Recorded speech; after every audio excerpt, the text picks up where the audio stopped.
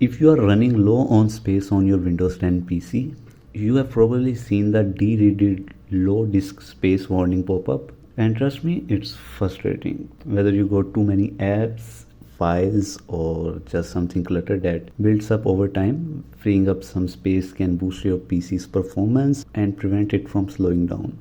In this video, we will walk through some simple steps to free up some space on your Windows 10 PC without losing anything important. So let's get started. So step 1 is to use disk cleanup. You have to go to search bar and type disk cleanup and it will open it. Then you have to select your C drive and click OK. This system will scan for files to clean up, check temporary files, system files and recycle bin. And if you are comfortable, click clean up system files for deeper cleaning. This may take a minute and you have to click OK, then confirm delete files. And step 2 is to remove temporary files manually. For that you have to press Windows plus R to open the run box. You have to type %temp% and press enter. Select all the files in that folder and delete them.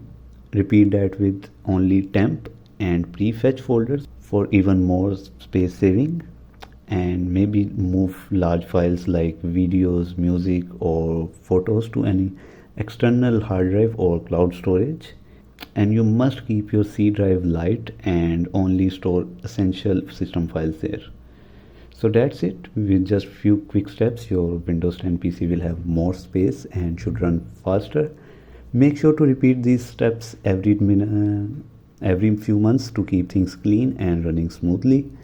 If you found this helpful, give it a thumbs up and don't forget to subscribe for more useful tips. If you got any question or want some specific tech tutorial, drop them in the comments below, and thanks for watching.